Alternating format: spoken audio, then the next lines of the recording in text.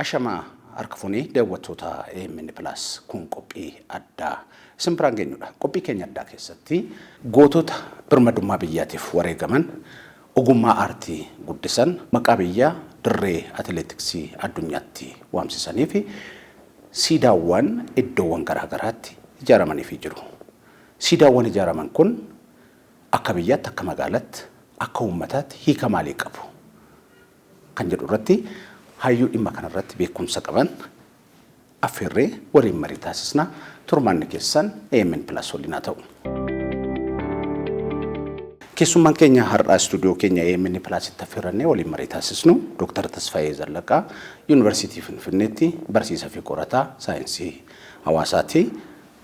Dr. Ashamaa Baganagaa dhuftan. Baganagaa nu eegdan. Siidaawwan magaalaa Finfinnee keessatti ijaaraman kun uummataaf biyyaaf hiika maalii qaba kan jedhutu ton deemin dura suruma isaatiiyyuu siidaan maaliif ijaarama? Siidaawwan kan ijaaraman yaadannoodhaaf taateewwan akka addunyaatti ta'an taateewwan akka biyyaatti ta'an akkasumas immoo taateewwan naannoo garaagaraa irratti ta'an yaadannoo itti kennamee bara sana keessa guddina biyyaa sana keessa siyaasa dinagdee naannoo sanaa keessa akkasumas immoo teknoolojii yeroo sana keessa wantoota calaqqisiisanidha jechaadha. Kanaafuu irra guddaatti dhimma seenaa lafarratti raawwatame agarsiisuudhaaf akka namoonni yaadatan akka namoonni baratan irraa baratan akkasumas immoo dhaloota itti aanuuf dabarsuudhaaf kan gargaaranidha jechaadha. So siidaawwan gaafa yaadaman siidaa gaafa ijaaramu siidaa sana keessatti dhimmi dinagdee hin jira, dhimmi siyaasaa hin jira, dhimmi seenaa hin jira, dhimmi aadaa hin jira, dhimmi guddinaa hin jira, dhimmi teknoolojii hin jira. Warreen kana hundumaa walitti qabanii kan calaqqisiisanidha jechaadha. Kanaafuu gaafa siidaa tokko arginu siidaa kamiyyuu haa ta'u siidaa sana keessatti taatee ta'e sana gama amma jedhe kanaan kan calaqqisan kan ibsan ta'u jechaadha.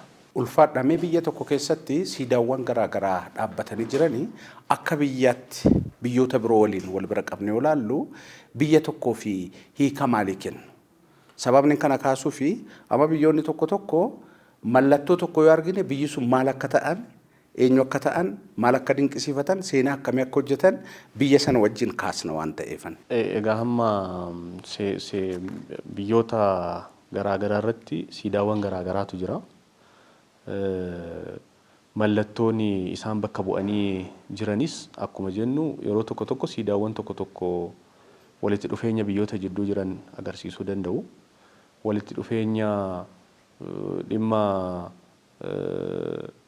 keessumaa dhimma dinagdee ta'uu danda'u, dhimma teknoolojii ta'uu danda'u, dippiloomaasii biyyoota lamaan jidduutti gaggeeffaman ta'uu danda'u. Yeroo tokkos haala adda addaatiinis calaqqisiisuu hin danda'u. Siidaan iddoo tokkotti dhimma tokkoof hojjetamu biyya biraa fi naannoo biraa irratti hiikni inni kennu garaagara ta'uu danda'a. So siidaawwan yeroo baay'ee jiddugala godhanii kan hojjetaman akka muuxannoowwan garaagaraa agarsiisanitti guddina biyya sanaa kan calaqqisiisanidha irra guddaatti. Akkuma inni duratti kaasuudhaaf jedhetti guddina biyya sanaa gama teknooloojiitiin jiru, guddina biyya sanaa gama siyaasaatiin jiru, guddina biyya sanaa aadaatiin jiru, guddina biyya sanaa gama seenaatiin jiru kan calaqqisiisan ta'u. Kanaafuu walitti dhufeenya biyyoota jidduu jiran aadaa biyya sanaa ibsuu irratti gahee mataa isaanii qabu jechaadha.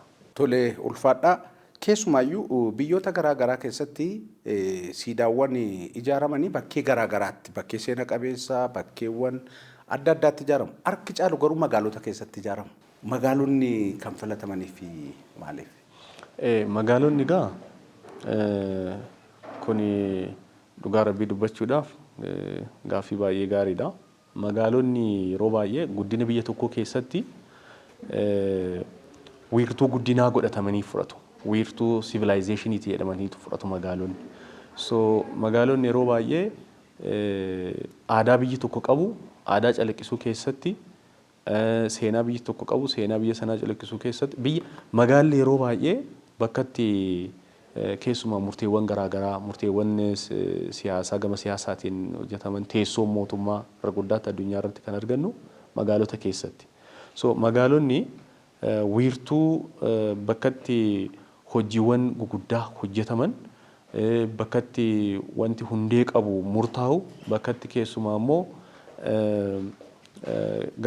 gama poolisiitiin gama tarsiimootiin seera garaagaraa baasuu irratti so teessoodha jechaadha. Teessoo wantoonni murtee baay'ee gaggeeffaman bakka itti ta'an sababa ta'aniif yeroo baay'ee magaalonni keessatti siidaawwan kun hojjetamu jechaadha. Egaa namoonni fakkeenyaaf biyyoota garaagaraa irraa deemanii biyyoota garaagaraa magaalota garaagaraa daawwatanis yeroo baay'ee kan isaan dura qubatan magaalota keessatti jechaadha. So magaala kanatu wantoota magaalaan ala ta'anitti aadaa magaalaan ala ta'anitti kan calaqqisiisu ta'a jechaadha. Gama baay'eedhaan ilaaluu dandeenya garuu inni duraa akkuma duratti jedhe magaalonni bakka itti murteewwan guguddaa gaggeeffaman teessoon mootummaa biyya tokko bulchu kan bakka taa'an jaarmiyaaleen garaagaraa bakka itti ijaaramanii akkasumas deebi'ee baadiyyaadhaa fi qajeelcha kallattii garaagaraa kennan bakka ta'e ta'eef so biyya tokko calaqqisiisuu keessatti magaala sana ilaaluun waan baay'ee ibsuu danda'a jechaadha. Gara magaalaa guddittii biyyattii akkasumas teessoo gamtaa Afrikaa fi dippiloomaatota idil addunyaatiif Finfinneetti yoo deebinu Finfinnee keessatti yeroo dhiyoo asitti siidaawwan garaagaraa ijaaramanii jiru addabaabaayyiiwwan garaagaraa irratti. Duraan lakkoofsanis muraasa gosaanis muraasa amma immoo bakkisaas lakkoofsisaas gostisaas hedduudha. Waggoota muraasa keessatti jijjiirama guddaadha kan magaalaa Finfinnee keessatti ilaalaa jirru. Jijjiiramni kun jijjiirama keessumaa bu'uuraalee misoomaa jijjiirama lageen deebisanii misoomsuu irratti koriidara garaagaraa akkasumas jijjiirama magaala kana keessatti gaggeeffamaa jiru keessatti dabalatee akkuma amma kaaftan siidaawwan garaagaraas yaadannoo garaagaraa gochuudhaaf kan ijaaraman hedduutu jira. Guddina magaalaa keessatti siidaawwan akkasii ijaaruun faayidaa guddaadha qaba. Tokkoffaa akkuma duratti jenne dhaloota darbe yaadachuudhaaf gahee mataa isaanii qabu. Siidaawwan ijaaraman kun seenaa dabarsuu keessatti aadaa dabarsuu keessatti siidaawwan tokko tokko irratti wantoonni barreeffaman mataa isaaniitiin seenaadha. Seenaa agarsiisu aadaa agarsiisu eenyummaa uummata siidaa sana ilaalu siidaa sana daawwatu keessumaa immoo abbaa qabeenya siidaa sanaa calaqqisiisanidha. Isaan alatti immoo guddina magaalichaa gama dinagdeetiin gama siyaasaatiin wantoota agarsiisanidha jechaadha. So siidaawwan kun hedduun isaanii guddina magaala jijjiirama magaala kana keessatti baay'ee haala saffisaa ta'een hojjetamaa jiru faana ijaaramuu mataa isaaniitiin wantoota baay'ee gaarii ta'an wantoota baay'ee nama gammachiisan jechaadha. So seenaa dabarsuu keessatti jijjiirama itti fufiinsa ta'e magaala keessatti fiduu keessatti gumaacha guddaa qabu jechaadha. Sanaan achitti gama turizimiitiin hawwattoota bakka itti hawwata ta'anii keessumaayyuu turistoota biyya keessaas turistoota daawwattoota biyya keessaas kan biyya alaas bakka itti simmatan ta'u jechaadha. So namni biyya keessa jiraatu toora naannoo siidaa sanaa gaafa dhaqan aara galfachuudhaan ilaaluudhaan waan baay'ee kaasuu danda'u. Seenaa fi achi keessatti eenyummaa aadaa calaqqisiisaniin ala bakka itti immoo aara galfatanii ilaalanii waan baay'ee immoo baratan jechaadha. Siidaawwan gootota birmadummaa biyyaaf wareegaman fakkeenyaaf Adwaa keessatti hedduminaan haala yeroo sana sirriitti ibsuu bifa danda'uun ijaaramee jira. Kana malees immoo atileetota dirree atileetiksii addunyaatti maqaa biyya kanaa ol kaasan isaaniif illee warra lubbuun jiranis warra hin jirreefis ijaaramee jira. Aartistoota, weellistoota akkasumas warra kitaaba barreessaniifis ijaaramee jira. Kuni maal agarsiisa? Kuni tokkoffaa gootota keenya kabajaa mootummaan isaaniif qabu agarsiisa. Akka biyyaattis immoo wantootuma irratti hojjetamuu qabu jedhamanii yaadamanidha. Gootota durree garaagaraa irratti fiildii garaagaraa irratti biyya isaanii bakka bu'anii waan baay'ee gumaacha godhanii biyyi kun haala amma jiru irratti akka turus warroota godhan deebisanii immoo gama seenaatiinis seenaa keessatti akkuma kaaftan fakkeenyaaf dirree Adwaa irratti wantoota raawwataman dhaloota ennaa sana ture qofaaf otoo hin taane dhaloota har'aatiifis qofa otoo hin taane dhaloota fuulduratti dhufuufis barnoota guddaa kan kennan kaka'umsa guddaa kan uumanidha miira guddaa kan uumanidha. So adeemsa kana keessatti keessumaa dirree atileetiksii keessatti warroota bakka biyya bu'anii addunyaa irratti dorgommii garaagaraa gochuudhaan biyya isaanii waamsisiisan haala kanaatiin yaadachuun dhaloota dhufullee kan cimsu ta'a, kan kakaasu ta'a, ijoollee mana barnootaa jiran barnoota guddaa akka fudhatan ta'a. So gama hundumaanu gama siyaasaan, gama dinagdeetiin, gama seenaatiin gaafa ilaallu kan irraa baratamu deebisee immoo namoota sana irratti hirmaataniif gumaacha guddaa kan oolchu ta'a jechaadha. Siidaa ijaaruun mataa isaatiin aartiidha, ogummaadha. Aartistootaa fi artistoota kanneen lubbuun jiraniifis hin jirreefis dhaabbatee jira tibbanaa kan eebbifamee uummataa fi ifa ta'e. Kun guddina aartiif maal gumaacha? Guddina aartiitiif gumaacha guddaa qaba. Aartiin gama baay'eedhaan calaqqifama. Barreeffamaan ta'uu danda'a, walaloon ta'uu danda'a, tiyaatiraan ta'uu danda'a. Gama tokkootiin immoo akkasitti mataa isaatiin barnoota. Siidaadhuma tokko bakka tokkotti dhaabuun mataa isaatiin namuma kitaaba fuudhee dubbisee jedhu jechaadha. Haala artistiin haala artistiik ta'een ibsachuudha jechaadha. Mataa isaatiin innumti kitaaba mataa isaa siidaa tokko jechaan kitaaba mataa isaa of danda'e mana barnootaa tokko jechaadha. So namni tokko achi dhaabbatee naannoo sana dhaqee ilaalee waan hedduu irraa barachuu danda'a jechaadha. So achi keessatti haalli ittiin hojjetamu, haalli ittiin bocni sun bocamu, akkatti inni ittiin bocamu, halluun ittiin fayyadaman, haala jijjiirama qilleensaa faana, haala jijjiirama magaalaa faana, haala jijjiirama teessoo naannoo sanaa faana kan waan baay'ee wal simudha kan yeroo baay'ee ta'u jechaadha. Namoota naannoo sanarra hin taaneef yookiin namoota hubannoo baay'ee hin qabneef yeroo baay'ee rakkisaa ta'uu danda'u malee hallumti ittiin yeroo baay'ee siidaan ittiin bocaman mataa isaatiin barnoota jechaadha. Kanaaf mana barnootaa of danda'e tokkodha jedhamee kan ibsamu jechaadha. So akkuma nama jedhe bakka isaan dhaabatan halluu isaan itti fayyadaman achirratti wantoonni ibsaman hundumti isaanii mataa isaaniitiin hiikoo mataa isaanii kan qabanii wantoota taateewwan ta'an sana keessatti goototas haa jennu wantoota raawwatame sana keessatti yaadachuu keessatti hiika baay'ee dabarsu jechaadha. So aartii guddisuu keessatti kuni mataa isaatiin adeemsa tokko dabala jechaadha. Kallattii tokko kan dabaludha jedhee tan fudhadha. Tole ulfaadhaa keessumayyuu aartiin biyya guddisa gaha. Egereen biyyaa maal akka ta'e agarsiistuu gara fuulduraati. Weelluun haa ta'u, barreeffamaan haa ta'u, akka makaasni bobboca adda addaa hojjechuun haa ta'u, kalaqa garaagaraan haa ta'u, barreessuunis haa ta'u, egeree biyya tokko raaguudhaaf fuuldura hawaasaa deemanii hawaasni garatti deemu taasisuudhaaf waan guddaa gumaacha. Kanaaf aartistoota buleeyyiifis ta'e kan amma umrii dargaggummaa keessa jiran garuu umriin isaanii dargaggummaa haa ta'u malee biyyaaf sabaaf waan guddaa gumaachaniif hojjechuun akkasumallee dhaloonni taanu irraa baratee ogummaa kan akka guddisuuf ergaan walitti fufiinsa sakalee hojjetameef isa dhawaa fi sagar fuulduraa wal qabsiisuu kun maal fakkaata? Inni gaa itti fufa hojiidhuma itti fufaa deemudha. Haaluma amma calqabame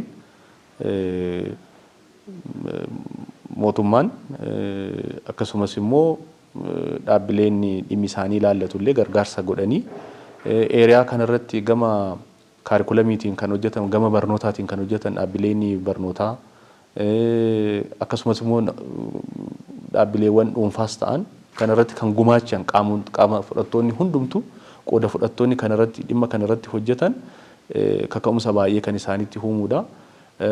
Deebisee akkuma kaaftan wantoota amma yeroo kana keessa raawwatan dhaloota dhufuuf dabarsuu keessatti gumaacha mataa isaanii shoora mataa isaanii fudhachuu qabu kan jedhudhaan kaa'uu yaala. So kanaafuu irra guddaatti wantoonni hamma hojjetamaa jiran dhaloota itti dhufuudhaaf dabarsuudhaaf gumaacha guddaa qabu hani jedhudha. Barnoota guddaa kennu, kaka'umsa guddaa uumu, isaan gama ittiin guddachuu qaban sirriitti ilaaluu barbaachisa. Wiirtuun uummata sabaaf sablammoota biyya kanaa Finfinneedha. Siidaawwan kun Finfinnee keessatti bakka garaa garaatti hojjetan uummata walitti fiduu, yaada waloo walitti fiduu irratti maal gumaacha? Achi keessa siidaa sana keessa yaadannoon godhamu yaadannoo gootota teenneerra, yaadannoo seenaa teenneerra. Seenaa fi gootummaa kana kan hojjetu immoo saba tokko qofaa miti, saboota hundumaadha. So kanaafuu wantoonni achi keessatti ta'an sun hundumaa namoota tokkummaadhaan yaada tokko keessatti fiduudhaaf ilaalcha tokko akka horatan gochuu keessatti gumaacha mataa isaanii qabu. So achi keessatti keessumaa wantoota ijaaraman keessatti aadaan kiyya eessa jira, seenaan kiyya eessa jira, as keessatti gumaacha maaliin qabaanii akka sabaatti maalanni irraa fayyadama. Faayidaan isaa deebi'ee faayidaan fakkeenyaaf gama turizimiitiin naannoo sanarratti argamu nama tokkoof yookiin nama lamaaf qofa miti kan ta'u akka magaalaatti magaala keessa namoota jiraatan hundumaaf ta'a. Akka biyyaattis immoo wantoonni achirraa galan deebi'anii so gaafa namoonni dhufanii ilaalanii fakkeenyaaf gammachuu addaa argatan nama tokko yookiin nama sanaa qofa otoo hin taane sabaaf sablammoota hundumaa kan ilaallatu ta'a jechaadha. So achi keessa seenaa aadaan kan hundumaatu walitti kan qabamee jiru jechaadha. Keessatti of argaa jechuudha. Keessatti of arga. Of barbaada, keessattis of arga, abbummaas of keessatti horachaa deema. Kanaaf gara fuulduraattis hojiiwwan hojjetamanii caalatti hojjechuudhaaf fi kakaasa jechuudha. In kakaasa sirrii. Egaa magaalaan Finfinnee keessumaayyuu haaromsa asitti keessayyuu immoo hojiin koriidara arga jalqabame asitti hojiiwwan baay'ee ajaa'iba ta'anii hawwattummaa magaalaa kana dabalan hedduudha. Kanaafis egaa magaalaan kun giddugala konferansii kanneen addunyaallee ta'aa jirti. Dorgommiiwwan garaa garaa magaalaa kana keessatti gaggeeffamaa jira. Magaalaa kana siidaawwan namoota beekamanii fakkeenyaaf atileetota kaasnee gootota akka addunyaatti beekamanii, weellistoota beekamanii, barreessitoota beekamanii isaan kana dhaabuun hawwattummaa magaalaa kanaa ammam dabala?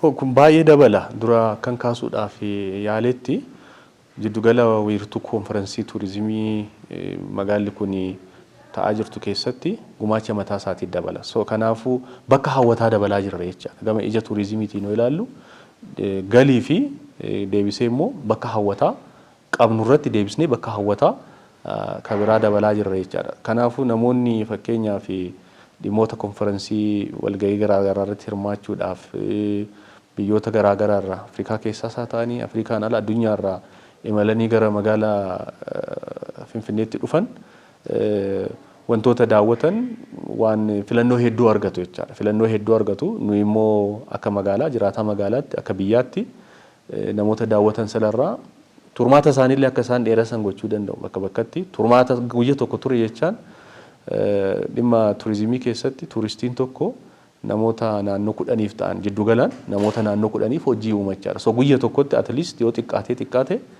carraa namoota 2-3dhaaf dhimma konkolaachisaa fakkeenyaaf furanne bakka siidaa sanaatiin qaqqabsiisee hawwata sana biratti akka turistoonni namni daawwatu sana akka turu akka ilaalu gochuu keessatti gumaacha mataa isaatii qaba jechaadha. So hawwata dabala gammachuu miira gammachuu daawwattoota yookiin namoota sababa konferansii fi dhimmoota garaa garaa dhufan baay'ee dabala. Nu keessatti immoo akka ofiin boonu uummata naannoo keessatti uummata magaala jiraatu keessatti akka boonu akka gammadu in dabala jechaadha. Konfidensii adda illee irratti dabala. Saayikosooshaalii wanti mataa isaatii qaba, gumaacha mataa isaatii qaba. So biyyi kee baay'ee gammada, maannoo biyyi kee baay'ee bareeda, miidhaga, siidaa akkasiillee baay'ee qabdu.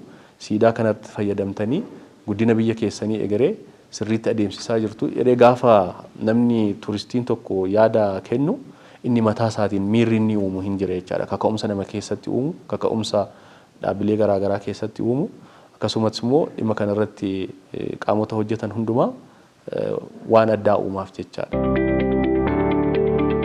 Siidaawwan hojjetaman maqaa gaarii biyyaa ijaaruu keessatti maal gumaachuuti yaada xumuraa fi gara fuulduraatti ta'uu mala jettan? Maqaa gaarii ijaaruu keessatti siidaawwan gumaacha guddaa qabu. Akkuma haasaa turre siidaa sana keessatti wantoonni calaqqisan wantoota hedduudha.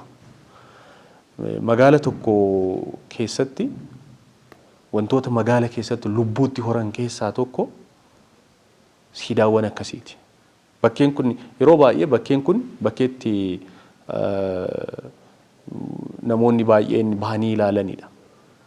So magaalli tokko magaala socho'aa jiraachuusaa, magaala guddachaa jiraachuusaa, magaala adeemsa guddina guddaarra jiru jiraachuusaa wantoota agarsiisan keessaa dhimmoota siidaa faana wal qabatanidha jechaadha. So magaalichi bu'uuraalee dhuma misoomaa qofa yoo taane wantoota aartistiik ta'an haala akkasiitiin ibsuun magaala keessatti yeroo baay'ee daayimenshiiniiwwan ilaalaman keessaa daayimenshiiniin tokko kanadha. Bakkoota uummanni baay'een itti fayyadamu keessatti maaltu hojjetame kan jedhu yeroo baay'ee barreessitoonni garaagaraa qo'attoonni garaagaraa irratti barreessanii jiru. So magaala tokko keessatti bakki itti oomishamu eessa, bakki namni jiraatu eessa, bakki itti haalli dinagdee koomershaal seentaroonni garaagaraa eessadha. Inni tokko bakki itti akka wantiitti kan ilaalaman keessaa tokko public spaceewwan bira maaltu jira kan jedhudha. So sana keessatti keessumaayyuu dhimmi bocoota akkasii qabaachuun kun mataa isaatiin magaalli sun magaala socho'aa jiru, magaala guddachaa jiru, magaala adeemsa jijjiiramaarra jiraachuusaa wantoota ibsan keessaa tokkodha jechaadha. So kanaafuu gaafa wantoonni kun ijaaraman magaalli sun ilaalcha biyyoota biraatiin, ilaalcha namoota biraatiin wanti magaala ilaalchi isaan irratti qaban jijjiiramaa jira jechaadha faana. Kan jijjiiramaa jiru bu'uura otoo hin taane yookiin boca sana qofa otoo hin taane ilaalchi namaallee faana jijjiiramaa jira jechaadha. Ilaalchi namaa keessumaa akka duratti kaafne yaanni namni irratti calaqqisiisu beekumsis naannoo sana irratti kalaqamaa jiru mataa isaatiin jijjiiramaa jira jechaadha. Han jijjiiramu wanta dhaabbate tokko qofaa miti. Sana faana wal qabatanii ilaalchonni garaagaraa, beekumsi garaagaraa wanti ijaan hin mul'anne hedduunsaa faana jijjiiramaa jira jechaadha. So kanaafuu gumaacha keessumaa magaalaa imeejii magaalaa jijjiiruu, imeejii magaalaa biyyaa jijjiiruu keessatti shoora olaanaa qabu jechaadha. Kanaafuu gara fuulduraatti maal ta'uu mala? Egaa gara fuulduraatti wantoota ta'uu mala jedhamee yaadamu keessa akka yaadaatti taa'u keessaa tokko gama baay'eedhaan jennee irra gumaachi isaanii. Seenaa irratti ni gumaachuu, aadaa irratti ni gumaachuu, siyaasa irratti ni gumaachuu, dinagdeedhaaf ni gumaachuu, teekinooloojiidhaaf ni gumaachuu, artistii akka amma duratti haalli isaan ittiin bocaman, halluu isaan ittiin bocaman, haala hedduu isa waan baay'eedha kan agarsiisan. So sana keessatti kunuunsuudha inni guddaa. Kunuunsa guddaa gochuun baay'ee barbaachisiisaadha. Naannoo sana irratti wantoota hojjetaman itti fufiinsaan dhaloota dhufuuf akka darban eegumsi gochuu fi eegumsi ta'uu fi qabullee baay'ee wanti ta'uu qaba. Seeronni garaagaraa ni jiru. Seeronni yeroo baay'ee akka magaalaattis akka biyyaattis wantoonni akkasii ennaa hojjetaman qabiyyummaan isaanii kan akka biyyaati kan namoota hundumaati inni irra sana keessatti kanaafuu namoonni naannoo sana dhaqanii fayyadaman fakkeenyaaf haalli isaan ittiin fayyadaman mataansaa baay'inni namoota toora sana dhaqanillee yerootti fakkeenyaaf namni baay'atee dhaqee ilaaluun qabu bakki suni yeroo baay'ee yaada carrying capacity jedhamutu jira naannoo sana irratti jechaadha. So nama meeqatu yeroo meeqa sa'a meeqa irratti dhaquu qaba kan jedhu wantoonni hojjetamuu qaban ni jiru yeroo baay'ee jechaadha. So technically kana irratti gama naannoo turizimii, naannoo aadaa, waajjiraaleen ofiisonni kana irratti hojjetan mataa isaaniitiin seerota barbaachisaa ta'an baasuudhaan wanti gochuu qaba. Yoo hin danda'ama yoo ta'e namoonni toora sana dhaqaniis hojjetan maannoo daawwatan hamma danda'ametti kaffaltii xiqqoo ishee inni immoo mataa isaatiin pirinsipilii at least wantoota naannoo sana irratti deebi'anii hojjetamaniif gumaacha mataa isaanii gochuu qabu. So amma danda'ametti jechaadha. So akka isaan yeroo malee hin kufne yeroo malee hin banne gochuu keessatti waa gumaachuu mataa isaatiin gaariidha. Sanaafuu walumaa galatti akka itti fufiinsa qabaatan gama hundumaanii kunuunsaa fi eegumsa gama seeraatiinis ta'uufii qaba kan jedhudha. Sanaan achitti immoo namoonni jiraattonni magaalaa haa ta'an daawwattoonni garaagaraa innaa naannoo sana dhaqan hamma danda'ametti haala ittiin waan xiqqoo gumaachanii waan sana deebisanii ijaaruu bareechuu miidhagsuu kunuunsanii qabanii fuulduratti deemuu keessatti gumaacha mataa isaatii qaba kan jedhu. Dr. Tasfaayee Zallaqaa as istuudiyoo keenya AMN Plus dhuftanii marii waliin taasisnee fi irra deebi'anii galatoomfadhaa ulfaadhaa. Ulfaadha galatooma. Egaan daawwattoota keenya qophiin addaa har'aaf qopheeffanne kanumaan xumurama waan waliin turtaniif ulfaadhaa. Horaa bulaa deebanaa.